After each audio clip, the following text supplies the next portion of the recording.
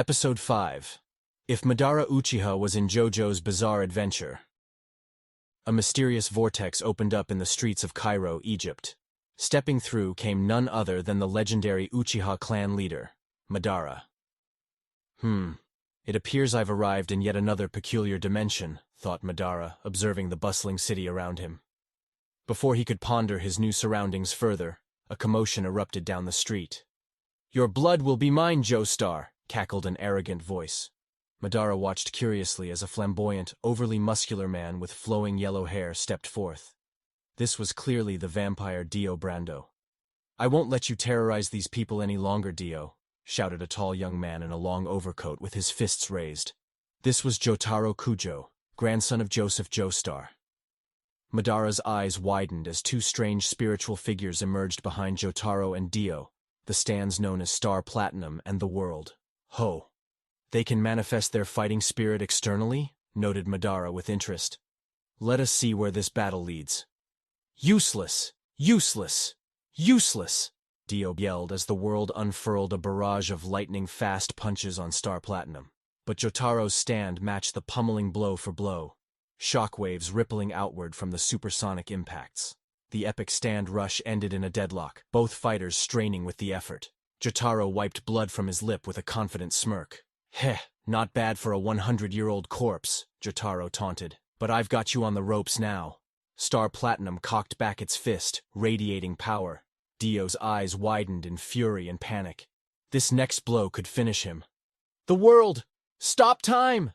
Dio screamed desperately. Everything around the vampiric stand user froze in place as he moved freely in the stopped time dimension. "You may have trained your stand well, but it is no match for my ability to halt time itself," gloated Dio as he loomed behind the frozen Jotaro, ready to smash his skull.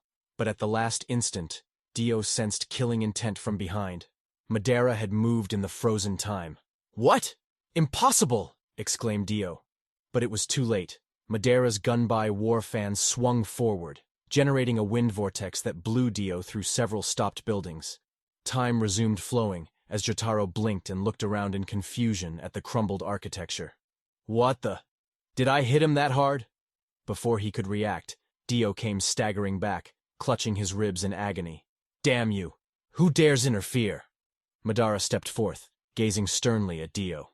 "So you also wield temporal abilities. Intriguing. But your crude methods pale before the prowess of my Rinnegan." Dio grimaced while sizing up this unexpected opponent. "If you stand between me and total domination, then death shall be your reward." The World reappeared and unleashed a furious barrage of blows on Madara, moving at impossible speeds. Futile. With casual grace, Madara ducked and weaved between the blows without making a move to counterattack. After the last punch whiffed past his face, Madara spun and delivered a devastating roundhouse kick that sent Dio crashing into a nearby parked car. "Worthless vermin!" Dio pulled the flattened vehicle off himself and turned it into a high-velocity projectile using the World's strength. "See if you can dodge this." Madara merely raised a hand and drew in a deep breath. Fire style, great fire annihilation. He exhaled a massive wall of flames that instantly incinerated the incoming car and engulfed Dio in a vortex of scorching fire. The vampire let out an agonicid scream as the blistering blazer roasted him. But Dio survived by draining the bodily fluids of nearby pigeons to regenerate. "Shit! How can we beat this monster?" despaired Joseph Joestar, as he, Jotaro, and the other Stardust Crusaders arrived on the scene. Madara pondered the situation. Though a vile creature, his time-stop ability provides valuable battle data on ocular powers. I shall allow him to live a while longer. Dio could scarcely believe Madara's arrogance. "You mock the great Dio? I shall massacre you, primitive ape." Both fighters stared each other down, orange flames still raging around them. The final battle was about to begin. But Dio had one last sinister trick. He produced the arrow relic he stole from Enya and stabbed it into his stand, the World. The stand screamed as it mutated wildly, unlocking its ultimate requiem form. Dio's face contorted in maddened euphoria. "Yes, I can feel infinite power surging within the World.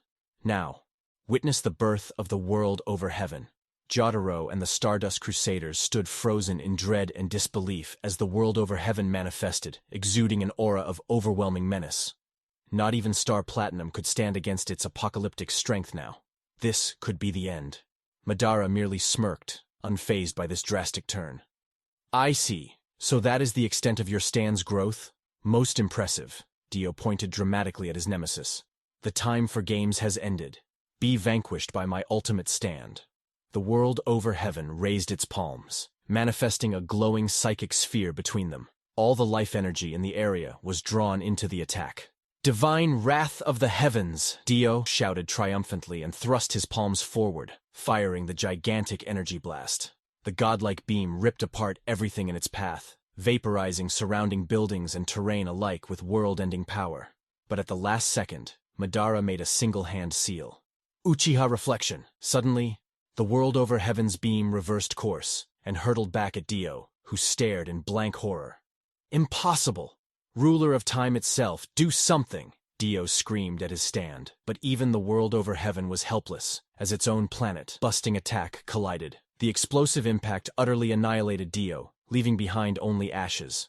Madara lowered his hand, having effortlessly turned Dio's ultimate attack against him, using one simple genjutsu reflection trick. The stunned Joestar group could only gape speechlessly at Madara's overwhelming might. But their amazement turned into dread as killing intent washed over them. Now then, I believe I promised you oblivion, stated Madara coldly as he advanced on the frozen crusaders. This foe was unlike anything they had ever faced, but Jotaro stepped forward resolutely. I won't let you hurt my friends, bastard. Though the odds seemed hopeless, he prepared to fight to the bitter end. Seeing the crusaders' determination, Madara halted. Much as I enjoy crushing the arrogant, to waste more lives now would be counterproductive to my goal. Jotaro and his friends blinked in surprise. Was the ninja actually sparing them? Madara glanced over the frightened, bustling city. I seek understanding, not mindless destruction. You have all provided valuable battle insight. With that, Madara activated his Rinnegan and opened a swirling portal. But before leaving, he looked back at Jotaro. Farewell, warriors. When next we meet, it shall be as allies. And then Madara vanished, leaving the dumbfounded Joestars struggling to process his mystifying words. Later, Joseph scratched his beard in thought. That bizarre shinobi. For a second, it almost seemed like he wanted to protect this world, in his own twisted way. Jotaro merrily lit a cigarette and turned towards the setting sun. Yare yare daze.